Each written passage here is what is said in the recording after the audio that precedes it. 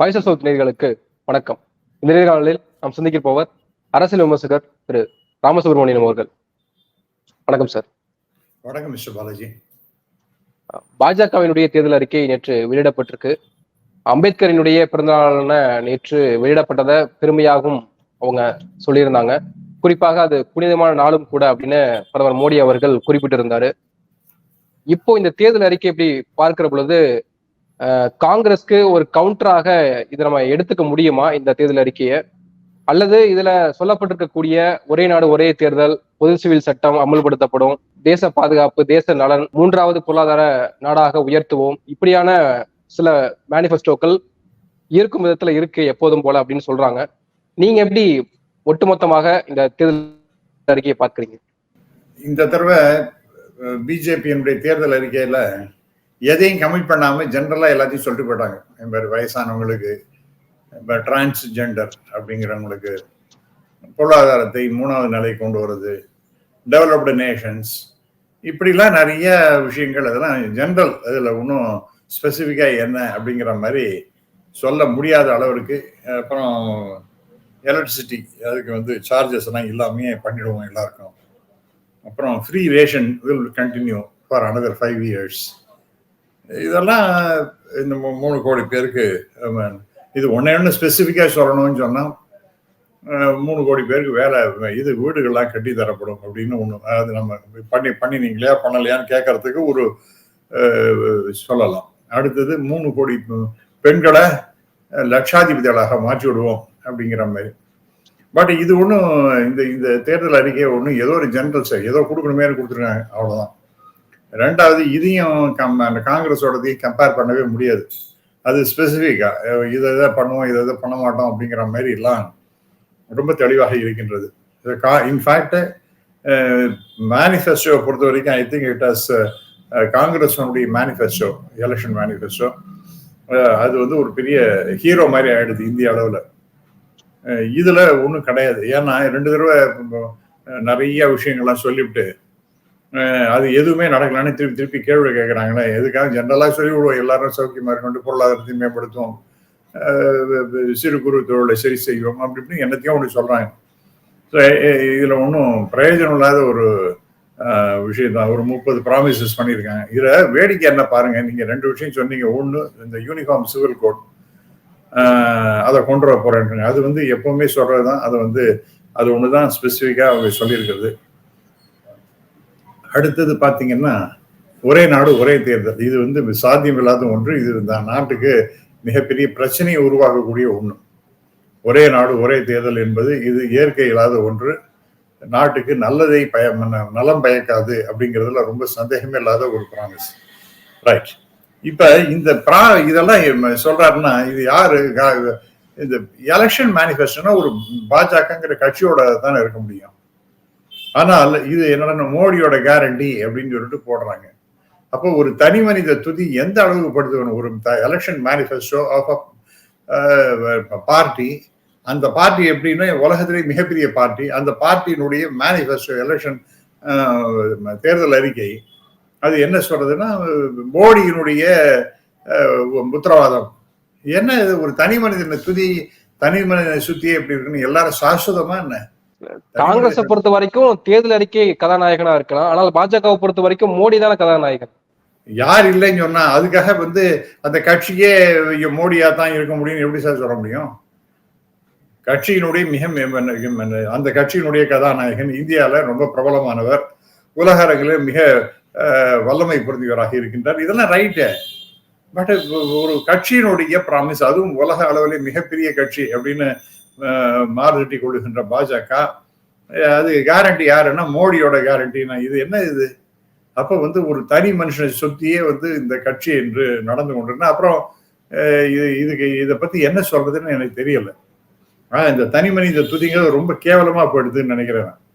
தனி மனித துதிங்கிறது ரொம்ப it has come hit a very low level in Indian politics அப்படிங்கிறது தான் என்னுடைய அபிப்பிராயம். இது மாதிரி இல்லை ஒரு கட்சியினுடைய இதெல்லாம் நாங்க செய்வோம் அப்படிங்கிறது மோடியோட ப்ராமிஸ் அப்படின்னு என்ன அவரையே துதி பாடுறதுங்கிறத சரியா இருக்குமா? நினைக்கிறீங்களா? மோடி கேரண்டின்னு சொன்னா அது கை கொடுக்காதுன்னு நினைக்கிறீங்களா? கை கொடுக்குன்னு அவங்க நினைக்கிறாங்க. ஆனா ஒரு டிஸ்பேஷனேட்டா அனலைஸ் பண்ணுவோம் சார். இது வந்து அந்த கட்சியை விட ரொம்ப பெரியவர் மோடி தான். மோடியா கட்சியா அப்படின்னா கட்சியை விட மோடி தான் மிக மிக, அவரால் தான் அந்த கட்சியை நடைபெறுகின்றது அப்படிங்கிற மெசேஜ் சொல்றது. ஆகவே அவருக்கு மிகப்பெரிய செல்வாக்கு இருக்கின்றதுங்கிறது யாரும் மறுக்க முடியாது. ஆனால் இந்த செல்வாக்கு என்பது அந்த கட்சியையும் விட மேலானது. அந்த கட்சியை அப்ப ஏதோ ஒரு நாளைக்கு 75 வயசாச்சு அவர் வெளியில போறாருன்னு வச்சுங்க, அப்புறம் அந்த கட்சியே இல்லையா? அந்த மோடி கொடுத்த ப்ராமிஸ், அவர் இருந்தார் சார், அப்ப கொடுத்தாரு அவர் ப்ராமிஸ், அதுக்கப்புறம் நல்லா ஒன்றும் பண்ண உள்ள போயான்னு சொல்லிட முடியுமா? ஸோ இது ரொம்ப கேலி கூத்தா இருக்கு. அடுத்து இது இது இது அடிப்படையாக பார்த்தீங்கன்னா 4 முக்கியமான பேருக்கு மிகப்பெரிய அளவிற்கு சப்போர்ட்டிவா இருக்கக்கூடிய ஒரு எலெக்ஷன் மேனிஃபெஸ்டோ. ஞான் அப்படிங்கிற மாதிரி. ஞான்னா என்ன? GYAN அப்படின்னா, ஜி அப்படிங்கிறது கரீப் அப்படின்னா ஏழ்மையானவர்களுக்கு, ஏழைகளுக்கு. ஒய்ங்கிறது யூத். ஏங்கிறது அன்னதாத்தா. அன்னதாத்தானா விவசாயிகள், ரைட்? உணவு பொருட்களை வழங்குகின்ற விவசாயிகள். 4வது பார்த்தீங்கன்னா என், அதாவது நாரி, அதாவது நாரின்னா பெண்கள். அப்ப ஏழைகள், இளைஞர்கள், விவசாயிகள், பெண்கள் இப்படின்னு. இப்ப ஏழைகள் எடுத்து அவங்களெல்லாம் ஏழ்மையை ஒழிப்போம் அப்படிங்கிற மாதிரி எனத்தையும் ஒண்ணு பண்ண, ஏழ்மையான இருக்கிறவங்களுக்கு ஃப்ரீ ரேஷன் அரிசி கொடுப்போம். நீங்க தானே கிளைம் பண்ணிக்கிறீங்க. நீங்க என்ன கிளைம் பண்ணிக்கிறீங்க? ஏழ்மையை ஒழித்து விட்டோம். உலகத்திலே இப்ப 5% குறைவாக ஏதோ ஒரு பொய்யும் புரட்டுமான புள்ளி உரங்களை கொடுத்து ஏமாத்துறாங்க. இப்ப கொஞ்ச நாள் முன்னாடி வந்து இல்லையா, ஒரு 1.5 மாசம் முன்னாடி ஏழ்மை என்பது 5% குறைஞ்சு விட்டது அப்படின்னு. அப்புறம் எதுக்கியா நீங்க வந்து மறுபடியும் 5 வருஷத்துக்கு இலவச உணவு பண்டங்களான்னு நீங்க வந்து வழங்கணும்? எத்தனை பேருக்கு? 80 கோடி பேருக்கு. அப்ப அவங்க ஏழையா? அல்ல நீங்க சொன்ன 5% ஏழையா? யார் ஏழை? அப்ப எதுக்காக நீங்க ஃப்ரீ அந்த கரீப் கல்யாண அன்ன யோஜனா அப்படிங்கிறது? அப்ப நீங்க வந்து முன்னாடி போய் சொல்லியிருக்கீங்க, அப்படிதானே அர்த்தம்? 80 கோடி பேருக்கு நீங்க கொடுக்குற 5 வருஷத்துக்குன்னா, அப்ப சோத்துக்கு வழி இல்லாதவன் 80 கோடி பேர் இருக்கான்னு தானே அர்த்தம். சோத்துக்கே வழி இல்லாதவனா அப்ப என்ன, அவன் ஏழையா இல்லையா? ஏன் இந்த மாதிரி எல்லாம் பொய்யும் புரட்டும் திருட்டும் கலந்து பூமியை கெடுத்தானேன்னு ஒரு பாட்டு ஒண்ணு உங்களுக்கு ஞாபகம் இருக்குன்னு நினைக்கிறேன். பொய்யும் மனிதனுக்கு இந்த புத்தியை கொடுத்தானே. இந்த மாதிரி வச்சுட்டு நாம இதெல்லாம் கேட்க மாட்டாங்களா? கேட்டா ஏதாவது போடா நீ உனக்கு வேற வேலையே இல்லை அப்படிங்கிற மாதிரி அவங்க சொல்லுவாங்க. ரைட். அடுத்ததாக பாத்தீங்கன்னா இந்த ஆயுஷ்மான் பாரத்ங்கிறது, அதுக்கப்புறம் வருவோம். நான் முதல்ல ஏழையை பத்தி சொல்லிட்டேன். அடுத்தது யூத்னா இன்னைக்கு மிகப்பெரிய பிரச்சனை. CDCSன்னு ஒரு ரிப்போர்ட் சமீபத்துல வந்தது. அதுல என்ன சொல்றேன்னா, இளைஞர்களுக்கு வேலையில்லா திண்டாட்டம் என்பது மிகப்பெரிய அளவிற்கு 60%, 65%க்கு மேல நகரப்புறத்திலும் கிராமப்புறத்தில் 62% இளைஞர்களுக்கு வேலையே இல்லை. வேலையில்லா திண்டாட்டம் என்பது இந்தியாவில் மிகப்பெரிய பிரச்சனை. என்னென்ன பிரச்சனை அப்படின்னு ரிசர்வ் பண்ண, முதல்ல வேலையில்லா திண்டாட்டம், அதற்கு பிறகு இந்த விலைவாசி ஏற்றம், இதெல்லாம் பத்தி பேசுறாங்க. அப்ப முதல் இது எடுத்துப்போம். முதல் விலைவாசி ஏற்றம்னா ஏழையாவே இருப்பான். ஏன்னா அவனுக்கு விலைவாசிங்கிறது மிகப்பெரிய, it is a very big tax on him. So 2வது பாத்தீங்கன்னா யூத் அப்படின்னா உங்களுக்கு எவ்வளவு பேருக்கு வேலை கொடுக்குறேங்கிறாங்க? ஏதாவது ஒண்ணு உண்டா? இல்லை இத்தனை பேருக்கு வேலை கொடுப்போம், ஒண்ணுமே கிடையாது. ஆனா காங்கிரஸோடைய மேனிஃபெஸ்டோல 30 லட்சம் பேருக்கு நான் வேலை கொடுப்பேங்கிறோம். It's a very small number. But nevertheless அரசாங்க உத்தியோகத்தில் 30 லட்சம் இப்ப இது இருக்கு, வேகன்சிஸ் இருக்கு, 50 லட்சத்துக்கு மேல இருக்கு. அதை அந்த 30 லட்சத்தை நான் டெஃபினட்டா கொடுப்பேன் இளைஞர்களுக்கு அப்படின்னு சொன்னாங்க. அது சரியா? இது சரியா? இது வேலையில்லா திண்டாட்டத்தை பத்தி ஒரு வார்த்தை கூட பேசல. ரைட்டா? 3வது பாத்தீங்கன்னா இது இளைஞர்களுக்கு அவங்க சொன்ன மாதிரி அதெல்லாம் ஒன்றும் பிரயோஜனப்படுற மாதிரி எனக்கு தெரியல. 3வதாக எடுத்துட்டீங்கன்னா இது விவசாயிகளுக்கு நீங்க எப்போ 2014 நீங்க ப்ராமிஸ் பண்ணீங்களே 50% விவசாய பெருமக்களுக்கு அவங்களுடைய செலவு போக இன்னும் 50% அதிகமாக வருவீங்க. அதை 2019 100% விவசாயிகளுக்கு 100% வருமானம் ரெட்டிப்பாக்கும் அப்படின்லாம் கதையெல்லாம் விட்டீங்கல்ல. அதுவும் அந்த மேனிஃபெஸ்டோல இருக்கா இல்லையா? அந்த அப்ப நீங்க அதை பண்ணல. அப்புறம் மினிமம் சப்போர்ட் பிரைஸ், அந்த மினிமம் சப்போர்ட் பிரைஸ் கொடுக்கலன்னு சொல்லிட்டு பெரிய பயங்கரமா அதை வந்து சட்டப்பூர்வமாக சொல்லுங்கயான்னு கேட்டான். அவனெல்லாம் சுட்டு கொன்னீங்க நீங்க. அவங்கெல்லாம் எல்லாரும் நடுத்து நின்று போராட்டம் பண்ணி எத்தனை நாள் அது மிகப்பெரிய அளவு இருக்கு. அப்புறம் அந்த விவசாயிகளை ஒடுக்குகின்ற வகையிலே சட்டங்களை போட்டு அதுக்கப்புறம் எதிர்ப்பு ஏராளமாக போகின்றது என்ற வகையிலே அதெல்லாம் வித்ட்ரா பண்ணீங்க. அப்ப இதெல்லாம் நீங்க எடுத்து பார்த்தீங்கன்னா விவசாயிகளுக்கு நீங்க சொல்றது ஏதாவது ஏத்துப்பானாமா, ஏதாவது நம்புவானாமா விவசாயிகளுக்கு அப்படின்னு சொன்னா. இதை ஏன் சொன்னா இந்த ஞான் அப்படிங்கிறதுனால நாம அன்னதாத்தா அப்படிங்கிற அன்னதாத்தானா நமக்கு உணவு வழங்கக்கூடிய விவசாயிகள். அப்ப அவனை பத்தி நீங்க பேசும்போது அவனுக்கு ஒண்ணு பண்ண. அப்புறம் 4வது நாரி சக்தி. நாரி சக்தினா என்ன? பெண்களுக்கு நீங்க என்ன மணிப்பூர்ல பெண்களை நிர்வாணமா எழுதுன்னு போறான், அவமானப்படுத்துறான், பொதுமக்கள் நடுப்புறையே பண்றான், அந்த பெண்கள் எல்லாம் வந்து கற்பழிக்கிறதும் அவங்களெல்லாம் வீட்டுக்குள்ளேயே இருக்க முடியாத அளவிற்கு இன்செக்யூரிட்டி கம்ப்ளீட்டா இருக்கு. அங்க மட்டும் இல்ல, எல்லா இடத்துலயுமே பாத்தீங்கன்னா காஷ்மீர் டு கன்னியாகுமரி வரைக்கும் பெண்களுக்கு ஒரு பாதுகாப்பு இல்லாத ஒரு நிலைமை எல்லாம் இருக்கு. அதுக்கெல்லாம் நீங்க என்ன பண்ணீங்க? நாரி சக்தி சும்மா பெருமையா பேசிட்டு பெண்களை போற்றுவாங்க. அவங்கள வந்து விளையாட்டுத்துறையில பெண்களுக்கு முக்கியத்துவம் கொடுக்கப்படும். நீங்க முதல்ல பெண்ணா மதிக்கணுங்க, பெண்மையை மதிக்கணும். விளையாட்டுலையும் அதெல்லாம் விடுங்க. முதல்ல அவங்க வாழறதுக்கு ஒரு கண்ணியத்தோட வாழுகின்ற வாழ்க்கைக்கு நீங்க வழி செய்தீர்களா கேட்கிறேன் நான் கேள்வி. அதுக்கப்புறம் விளையாட்டு இருக்கட்டும், குதிக்கட்டும், கும்மாளம் போட்டோம், அதெல்லாம் வேற. நான் கேட்கறது என்னன்னா, அப்ப அந்த பெண்மைக்கு உரிய மரியாதை உண்டா இல்லையா? அது ஏன் இல்லை? அந்த அவங்களுடைய பாதுகாப்பை நீ உறுதி செய்யாத மற்ற ப்ராமிசஸ்னா என்ன பிரயோஜனம் நான் கேட்கிறேன். கோயில வச்சுட்டு ஒரு சின்ன குழந்தைய போய் கற்பழிக்கிறானுங்க, அதுக்கு சப்போர்ட்டிவா பிஜேபி காரங்கெல்லாம் வராங்க, அதெல்லாம் பெரிய பெருமையா கொண்டாடுறாங்க. குஜராத்ல பாத்தீங்கன்னா மிகப்பெரிய அளவிற்கு ஒரு பெண்ணை, அந்த பெண் கர்ப்பமான பெண்ணை அவளை கற்பழிச்சு அவங்க வீட்டையில இருக்க எல்லாரையும் கொலை பண்ணி அவங்களுக்கு தண்டனை கொடுத்ததெல்லாம் அரசாங்கமே வேண்டாம், நீங்க வெளியில விட்டுருங்கன்னு சொல்லிவிட்டு இந்த அக்கிரம அலங்கோலங்கள்லாம் நடந்து இங்கதானே நான் கேட்கிறேன். ஆகவே இன்னொரு பொண்ணு உத்தரப்பிரதேசம் பக்கம் பாத்தீங்கன்னா அப்பா பொண்ணு 2 பேரையும் கொண்டுட்டாங்க. என்ன இது மாதிரி இத்தனை மாதிரி கொடுமைகள் ஏராளமா நடந்துட்டு இருக்கு. அப்ப பெண்மைக்கு மரியாதை இல்லை, பெண்களுக்கு ஒரு கண்ணிய குறைவு மிகப்பெரிய அளவிற்கு ஏற்படுகின்றது அப்படின்னா அதெல்லாம் விட்டுவிட்டு நான் விளையாட்டுக்கு நான் வந்து ஏதோ உதவி செஞ்சேன் அப்படின்னா அதெல்லாம் வந்து that is not going to cut ice with the people at all. ஆகவே இந்த 4 நீங்க சொன்ன புருடாக்கள் இந்த ஞான் அப்படிங்கிறது அடிப்படையாக அதை வச்சு பேஸ் பண்ணி தான் நீங்க இந்த மேனிஃபெஸ்டோ கொடுத்துருக்கீங்க. அது ஒன்றும் ஆகல. முன்னாடி கொடுத்தது 2 கோடி பேருக்கு வேலை வருஷத்துக்கு நீங்க கொடுத்தீங்களா? 10 வருஷம் ஆயிடுச்சு. இப்ப 20 கோடி பேருக்கு வேலை கொடுத்துட்டீங்களா? கருவு பணத்தை ஒழிச்சு விடுவேன் அப்படின்னு சொன்னீங்களே, கருவு பணத்தெல்லாம் ஒழிச்சு விட்டீங்களா ஐயா? அதெல்லாம் நீங்க சொன்ன ஸ்பெசிபிக் ப்ராமிசஸ். ஆனால் அதே மாதிரி டீசல் பெட்ரோல் விலை எல்லாம் கன்சல்டா குறைப்போம், 40 ரூபா 50 ரூபாய்க்கு கொண்டு வந்துடும் அப்படின்லாம் சொன்னீங்களே, அதெல்லாம் பண்ணீங்களா? இப்படி 5 சரி. இப்ப என்னவோ உலகத்துல 3வது நிலைமை பொருளாதார நிலைமைக்கு வந்துடும் அப்படின்றாங்க. நான் கேட்கிறேன், போன இதெல்லாம் எலெக்ஷன் ப்ராமிசஸ் என்ன பண்ணீங்க? $5 trillion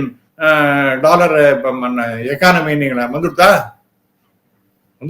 மிஸ்டர் பாலாஜி? இப்ப பொருளாதாரம் 5வது இடத்துல இருக்கும். உலக அளவுல பொருளாதாரத்துல இந்தியா நாடு 5வது இடத்துல இருக்கு. இருங்க நான் சொல்றதை கேளுங்கய்யா. நான் கேட்கிற ஸ்பெசிபிக் கொஸ்டின், $5 trillion பொருளாதாரம் வந்ததா ஐயா? எங்க வந்தது? 3.7 தான் உட்காந்துருக்கு. அப்ப என்ன பண்ண? இப்ப அடுத்தது 5ன்னா நான் அதுக்கும் பதில் சொல்றேன். 2011லயே உங்களோட இந்தியாவுடைய பொருளாதாரம் 4வது நிலைமையில இருந்தது. அது தெரியுமா உங்களுக்கு? இன்னைக்கு 5ன்றீங்களோ இல்லையோ? யூபிஏ ஆட்சி செய்கின்ற சமயத்துல 2011லயே 4வது இடத்துல நாம இருந்தோம். அது அப்புறம் கொஞ்சம் சரிஞ்சு போச்சுங்கிறது உண்மைதான், நான் இல்லைன்னு சொல்லல.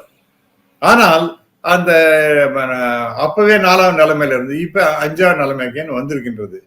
இது மறுபடியும் நம்ம 3ஆவும் போகலாம், அல்லது 15ஆவும் ஆகலாம், 10ஆவும் ஆகலாம், எப்படி வேணாலும் ஆகலாம். உலக அளவில் அலங்கலை மாற்றங்கள் ஏற்படுகின்ற நேரத்துல நீங்க சொல்ற மாதிரிலாம் நடக்கும். அதுக்கப்புறம் நாங்க வந்து அப்புறம் விளையாட்டை பத்தி சொன்னீங்களே, 2036 இவங்க வந்து ஒலிம்பிக் நடத்துறதுக்கு எல்லாம் என்ன நீங்க தான் சாஸ்வதமா 2036 பத்தி பேசுனீங்க. இப்ப இருக்கிறத விட்டு பறக்கிறத பிடிச்சானான்னு இன்னைக்கு இருக்கிற பிரச்சனை எல்லாம் விட்டாங்களா? 2036 நாங்க ஒலிம்பிக் போட்டி நடத்துவோம் அப்படின்னா நீங்க அது வரைக்கும் ஆட்சியில தொடர்ந்து இருக்க போறீங்களா என்ன? இன்னும் 12 வருஷமா? என்ன இதெல்லாம் என்னோட பேச்சா இருக்கு. அதுக்கப்புறம் 3வது இடமாக வந்துடும். அப்புறம் 2047 அதாவது சுதந்திரம் அடைஞ்சு 100வது வருஷத்துல நாம வந்து டெவலப்டு நேஷன். இதெல்லாம் சார் இயற்கையாக நடந்து கொண்டு இருக்கின்ற சமாச்சாரம். அதாவது இது கவர்மெண்ட் இருக்கலாம், இல்ல government in spite of the government நான் பல தடவை சொல்றது உண்டு. இந்த அரசாங்கங்கள் இருந்தாலும் கூட தனிப்பட்ட ஒரு முயற்சிகள் அப்படிங்கிற அளவுல மிகப்பெரிய அளவிற்கு முயற்சிகள் நடந்து கொண்டிருக்கின்றன. அதனால அவர்களுடைய கான்ட்ரிபியூஷன் எக்கானமியை தூக்கி நிறுத்துகின்றது. இந்தியாவில் இன்னோவேட்டிவ் யங்ஸ்டர்ஸ், இன்னோவேட்டிவ் ஆண்டர்பிரினர்ஸ் அவங்க எல்லாம் இருக்காங்க. அதனால ஓடி நீங்க என்ன நான் பண்ண எல்லாரும் நீங்க தான் தூக்கி விட்டீங்களா? அப்ப ஏன் இப்ப டிஸ்பாரிட்டிஸ் ஆஃப் இன்கம் இந்த படு மோசமா இருக்கு, அதை பத்தி ஏன் பேச மாட்டேன்றீங்க? டிஸ்பாரிட்டிஸ் ஆஃப் இன்கம் இருக்கோ இல்லையோ, வருமானம் ரொம்ப ஏழ்மையும் பணக்காரனையும் அதிகமாக இருக்கக்கூடியது, அது அப்ப அதெல்லாம் சரி செய்ய வேண்டியது அரசாங்கம் தானேயா? நீங்க என்ன வளர்ந்து சொன்னீங்கன்னா என்னதான் வளர்ந்தது?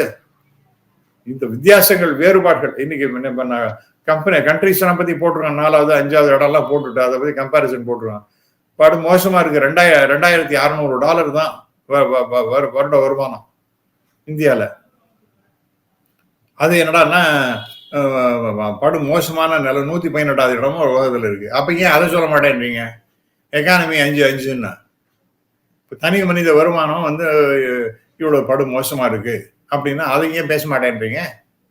அதை சரி செய்யறதுக்கு என்ன நீங்க உங்கள்கிட்ட என்ன பிளான்ஸ் எல்லாம் இருக்கு அதெல்லாம் சொல்லியிருக்கீங்களா? இங்க ஒண்ணுமே இல்லையே. ஆகவே இது நான் சொல்ல இந்த வார்த்தைகள் நமக்கு இந்த ஏன்பா எலெக்ஷன் இந்த மாதிரிலாம் ப்ராமிஸ் பண்ணீங்களே, ஏன் அதெல்லாம் ஒன்றும் ஃபுல்ஃபில் பண்ணலன்னா நம்ம மாண்புமிகு உள்துறை அமைச்சர் சொல்றாரு, இதெல்லாம் ஜும்லா எலெக்ஷன் சமயத்தை நாங்கள் எத்தியாச்சும் சொன்னோம், அதெல்லாம் நாங்கள் இன்னைக்கு கண்டுக்காதீங்க. அவர் சொன்னது தான் நானா சொல்றேன். Is it my statement? ஜும்லாங்கிற வார்த்தையை இந்தியாவில், அதுவும் குறிப்பாக சவுத் இந்தியாவிலாம், சவுத் இந்தியாவோட தமிழ்நாட்டை தெரிஞ்சதுங்கிறது அந்த வார்த்தையை இந்தியில இருக்கிற ஒரு வார்த்தையை தெரிஞ்சிருந்ததே அப்பதான். இந்த மாதிரி பண்ணோம், கருப்பு பணத்தை ஒழித்து விடுவோம், எல்லாருக்கும் 15 லட்சம் கொடுத்து விடுவோம், 15 லட்சம் கொடுக்க முடியாத அளவிற்கு கருப்பு பணம் இருக்கு அப்படின்னு சொன்னாலே இட் மீன்ஸ் நாங்க கருப்பு பணத்தை ஒழிச்சிடுவோம். அந்த ஒழித்து விட்டால் நமக்கு வரக்கூடிய பணம்ங்கிறத வச்சுட்டு எல்லாருக்கும் 15 லட்சம் கொடுக்கும்படியான வாய்ப்புகள் இருக்கு அப்படின்னா அப்ப இட் மீன்ஸ் கருப்பணத்தை ஒழிச்சிடுவீங்க, 15 லட்சம் கொடுப்பீங்கன்னு தானே அர்த்தம், ரைட்? அப்ப இதெல்லாம் ஜும்லா போயா அப்படின்னு சொல்றாங்க. அப்புறம் அடுத்து பாத்தீங்கன்னா ஃப்ரீ ரேஷன், இதுதான் நான் இப்ப சொல்லிட்டேன். அப்புறம் 3வது பாத்தீங்கன்னா சிட்டிசன்ஸ், இப்ப என்ன மாதிரி ஆளு 70+ எல்லாம் இருக்கிற ஆட்கள், அவனுங்கெல்லாம் ஆயுஷ்மான் பாரத்னு ஏதோ மெடிக்கல் ஃபெசிலிட்டிஸ்லாம் கொடுக்க போறேன் அப்படின்றாங்க. இதெல்லாம் ரொம்ப சந்தோஷம். அதெல்லாம் நான் குறைய சொல்றேன். அதெல்லாம் தொடர்ந்து செஞ்சாங்கன்னா ரொம்ப மகிழ்ச்சி தான். அப்புறம் ஃப்ரீ ரேஷனை பத்தி நான் பேசியாச்சு. 3வது மேனிஃபெஸ்டோ பிளேஜஸ் 3 கோடி பேருக்கு புதுசாக வீடு கட்டுறது. அந்த புதுசா வீடு கட்டுறதுனா you must also have the support of the state government. நீ கொடுக்கறது 25%, அவங்க கொடுக்கறது 75%. ஸோ ஸ்டேட் கவர்மெண்ட்டையும் சேர்த்தா தான் முடியும். நீ என்ன பண்றங்கிற மாதிரிலாம் முடியாது.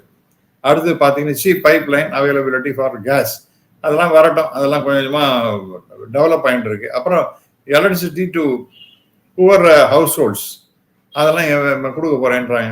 அதை சூரிய வெளிச்சத்துல இது அதெல்லாம் பண்ண போறோம், எல்லாம் வரத்தான் வேணும். இந்த சங்கல்ப பத்திரம், இது பேர் என்னன்னா சங்கல்பம், உறுதிமொழின்னு அர்த்தம். சங்கல்பம்னா உறுதிமொழின்னு அர்த்தம். உறுதிமொழி பத்திரம் அப்படின்னா it is a big promise sir. இதெல்லாம் பண்ணலைன்னா என்ன பண்றான்? இந்த சங்கல்ப பத்திரத்துல யூனிஃபார்ம் சிவில் கோடுங்கிறான், ஒரே தேசம் ஒரே எலெக்ஷன். இதெல்லாம் என்ன கெடுதல்கள் உண்டாக்கும்? யூனிஃபார்ம் சிவில் கோட் நான் எப்போ நான் அதை சப்போர்ட் பண்றேன், அது இருந்துட்டு போட்டோம். என்னால என்ன எல்லாருக்கும் ஒரே மாதிரி கிரிமினல் சட்டம் இருக்கும்போது சிவில் சட்டமும் இருக்கிறது ஒன்றும் தப்பு இல்லை. அதுல சில கோளாறுபடி இருக்கலாம். இப்போ ஃபார் எக்ஸாம்பிள் ஹிந்து அன்டிவைடட் ஃபேமிலின்னு ஒன்று HUFன்னு இருக்கு, அது போயிட போறது. அதனால வருமானம் வர போறது அரசாங்கத்துக்கு. பட் அதுல சில மாறுதல்கள்லாம் கொண்டு வந்து எல்லாருக்கும் ஒன்னா கொண்டு தான் ஒன்றும் தப்புன்னு நான் சொல்ல மாட்டேன். ஆனால் இந்த ஒரே நாடு ஒரே தேர்தல்ங்கிறது ரொம்ப நாட் அக்செப்டபிள் அட் ஆல்.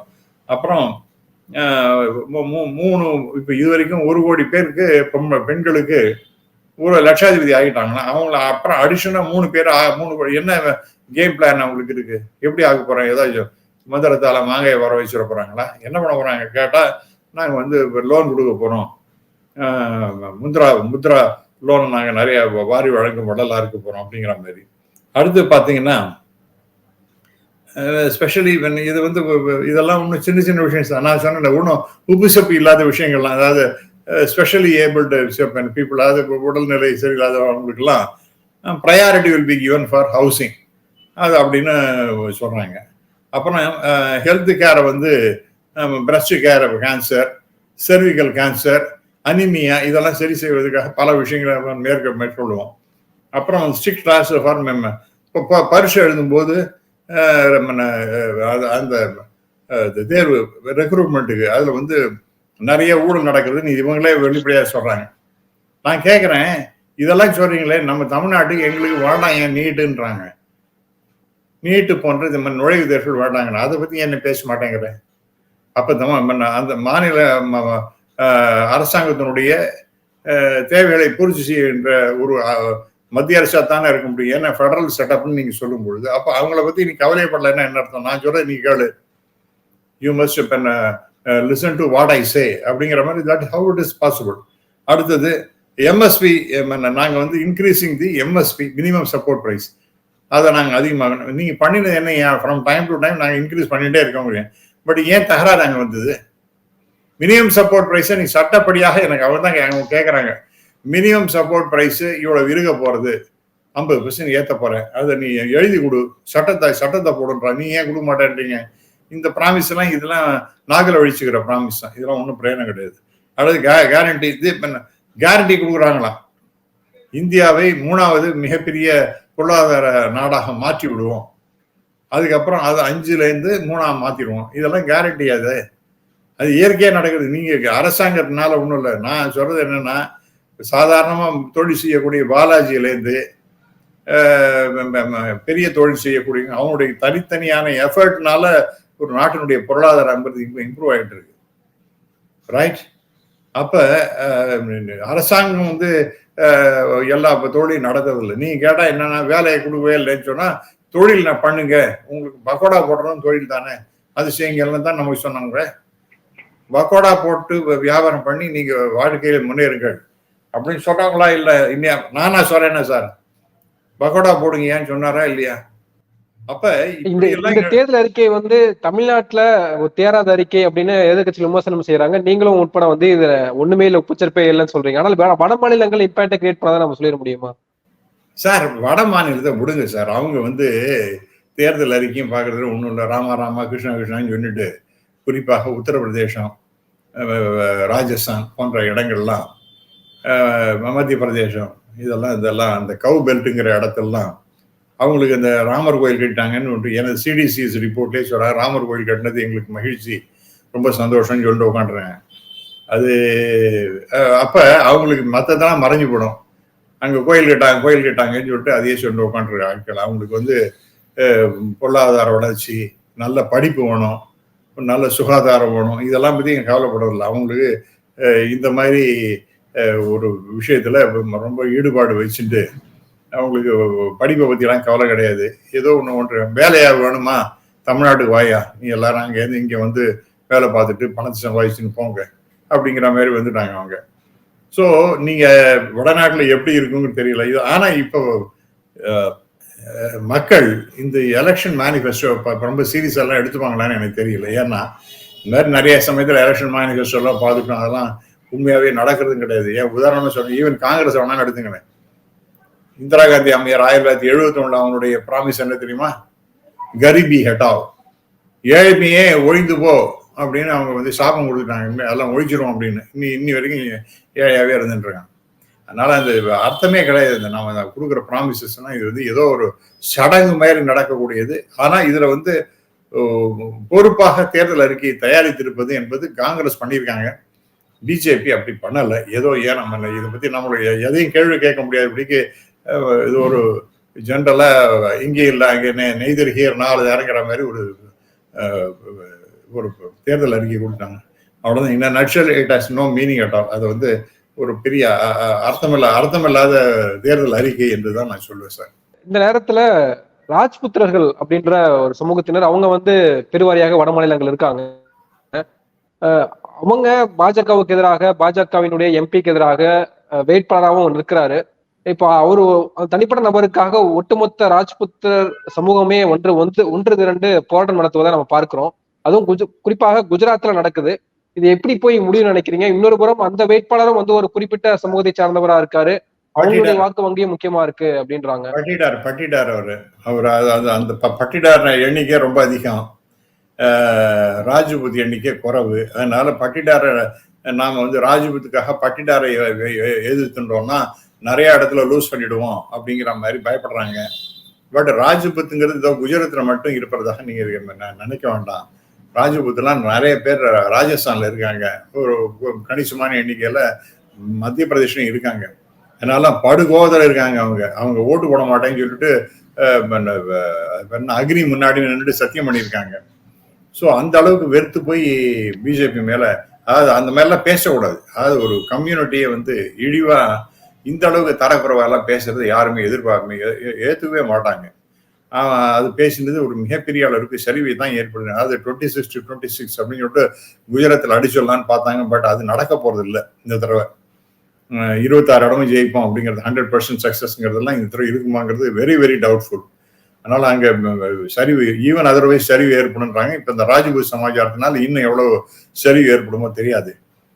அடுத்தது நீங்க பாத்தீங்கன்னா இந்த மற்ற ஜாட்டை நீங்க பத்தி பேசுற ஜாட்டெல்லாம் நாங்க ஓட்டு போட மாட்டோம்னு சொல்லிட்டு இருக்காங்க. அதுவும் குறிப்பாக இந்த விவசாயிகள் பிரச்சனைகளை ஒழுங்காக கையாளலைன்னு சொல்லிட்டு பஞ்சாபா இருக்கட்டும், ஹரியானாவா இருக்கட்டும், உத்தரப்பிரதேசா இருக்கட்டும், இது மாதிரி பல இடங்கள்ல வந்து ஜாட்டினுடைய எதிர்ப்பு என்பது ஏராளமாக இருக்கின்றது. அவங்களுடைய ஓட்டு நம்ம கணிசமாக குறையும் என்று நான் நம்புகிறேன்.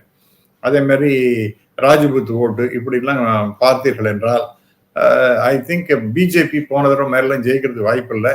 இந்த 300 303 வந்ததெல்லாம் இந்த தடவை வராதுன்னு நான் நம்புகின்றேன். டெஃபினட்டா ஒரு 200லேருந்து 220 வரைக்கும் வரலாம். அதனால அவங்க மறுபடியும் ஆட்சிக்கு வருவார்களா அப்படிங்கிறது பொறுத்திருந்து தான் நாம் பார்க்கணும். இந்த டெஃபினட்டா இந்த காஸ்ட் ப்ராப்ளம் இருக்கத்தான் செய்கிறது. அது வந்து adding fuel to the fire அப்படிங்கறத நான் சொல்ல விரும்புகிறேன். அண்ணாமலை பற்றி கோவையில செய்தியை பார்க்கும் பொழுது அவர் மீது வழக்கு பதிவு செய்யப்பட்டிருக்கு. 10 மணிக்கு மேல பிரச்சாரம் செய்யக்கூடாதுன்னு சொல்லியும் மீண்டும் பிரச்சாரம் செய்யறாரு. ஆனால் அதற்கு சில காரணங்கள் சொல்லப்படுது. அது வந்து நான் கிளம்பிட்டு இருந்தா கிளம்புற நேரத்துல வந்து நீ இப்ப நிறுத்திருக்கேன் அப்படின்னு அவருக்கு வாக்குவாதம் செய்யறாரு. ஆனாலும் தொடர்ந்து 2வது முறை இப்படி ஒரு சர்ச்சையை நம்ம பார்க்கிறோம். ஏற்கனவே பிரச்சனைகள் ஆச்சு. இப்ப எப்படி இந்த பிரச்சனையை நீங்க எப்படி புரிஞ்சுக்கிறீங்க? இல்ல சார், அதாவது ஒரு சில சமயங்கள்ல நானே எலெக்ஷன் நடக்கும் பொழுதே நான் பார்த்திருக்கேன். 10 பக்கத்தாப்புல இருக்கேன் ஆயிரத்துன்னு சொல்ல, இன்னும் ஆகலைன்னு இன்னொருத்தன் சொல்லிட்டு இருப்பான் எலெக்ஷன் சமயத்துல. இப்ப நேரம் வந்து அந்த 10ங்கிறது கரெக்டா அவங்க டைம் வச்சுட்டு ஒரு 10:05 10:10 ஆயிருக்கலாம். அதனால அதை நாம ஒன்றும் பெருசா சொல்ல வேண்டிய அவசியம் கிடையாது. அதனால நாம அதை வந்து ஒரு பெரிய சீரியஸான வயலேஷன் எடுத்துட்டு அவர் என்ன பெரிய தப்பு பண்ணிவிட்டார் அப்படின்லாம் நம்ம சொல்ல முடியாது. பட் எனிவே அவரோட பாணியே வேற. அது வந்து அது தனியா பேசலாம். அவர் பாட்டுக்கு இப்ப இன்ஃபேக்ட் ஒரு நல்ல ஒரு ரிலேஷன்ஷிப் ஏடிஎம்கேக்கு வரக்கூடியது கெடுத்தவர் அவர் தான்.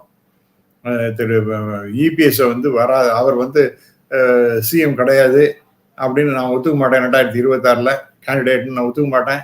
அப்புறம் வந்து ஜூனியர் பார்ட்னராக தான் ஏடிஎம்கே இருக்கணும் அப்படிங்கிற மாதிரிலாம் பேசுறதுங்கிறது அதுதான் முறிவுக்கு காரணம். அது ஒவ்வொரு விதத்துல கிட்டத்தட்ட நல்லதாகவே முடிஞ்சு போச்சு நான் நம்புறேன். ஏன்னா ஏடிஎம்கே இப்போ வந்து மிகப்பெரிய அளவுக்கு எழுச்சி பெற்று வருகின்ற ஒரு கட்சியாக மாறிவிட்டது இபிஎஸ் தலைமையில.